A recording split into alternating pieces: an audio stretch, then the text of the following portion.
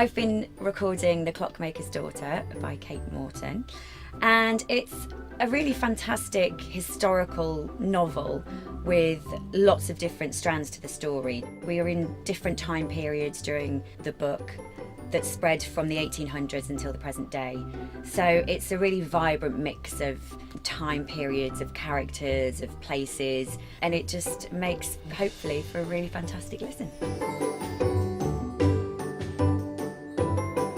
A lot of the book is set in the countryside, so you do get a fantastic contrast between the sort of dirtiness of London in the 1800s, the cobbled streets and the fog and how things were then, and the sort of clean and peaceful time in the countryside over different time periods. So it's a real journey you go on with the book, and then you sort of get a real great payoff at the end, because all these little intricate things and intricate story points weave into one another.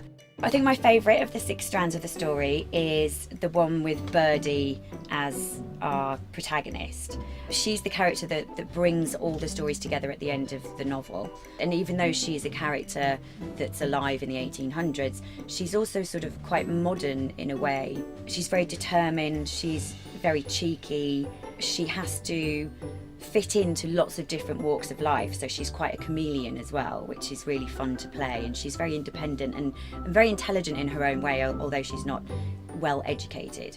There are a lot of different characters in The Clockmaker's Daughter, and that's always a challenge because you want to try and find a different voice for each character, just so the listener can differentiate between, you know, obviously who's speaking. Not just the accent, but also maybe I'll try and switch up characters by using sort of a different intonation or a different speed at which they talk, depending on the energy of the character, whether it's a child or an adult, whatever their personality might be. His passion, his blinding faith in whatever he professed, was one of the things I fell in love with. I used to love books as a kid. I think I started with, as lots of children did, with Roald Dahl. They're the books that I really remember sort of first falling in love with. They're just so evocative and cheeky, and as a child, all those sort of things that you're not supposed to do and say, all the characters did them. And then growing up on the North Yorkshire moors, I always loved Wuthering Heights. It was one of my sort of all-time favourites. My parents were avid readers, still are. They still have beautiful bookcases all over the house filled with lovely old editions of all the classics and modern day stuff as well. I've completely fallen in love with audiobooks.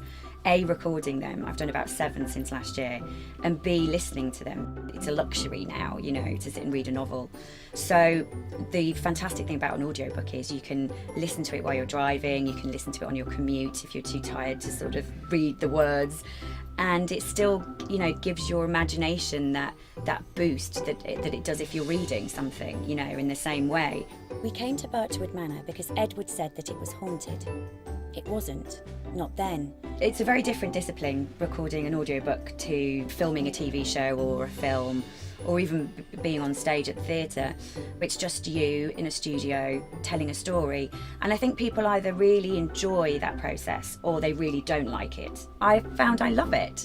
So there's something really nice to me about just sitting with my cup of tea in a studio and just being let loose to just tell a story. That's what's lovely about, you know, going to the library or something, because you can open these books and as soon as you crack open the pages, it's not only the story that's there, but it's the story of whoever else has read this book before you and how many people's lives it's touched. And I think there's something really compelling and powerful about that. Once you get into the flow of it in the studio, it's actually lovely because you are just seeing everything that you're saying. I always feel like if I'm seeing it in my mind's eye as I'm reading it, then hopefully the listener will as well. I don't have to learn any lines. I could just roll in my jeans and my jumper and sit and just tell a story. And it's really brought it home to me, actually, how passionate I am about story, and whether it be a novel or a TV programme or a film, stories are so important to us human beings, and just that sort of feeling of connection that you can have with a character or an author is something that really touches a person, and it's a really powerful experience to read or listen or watch something that you have an emotional response to. So I've really enjoyed just being part of the story.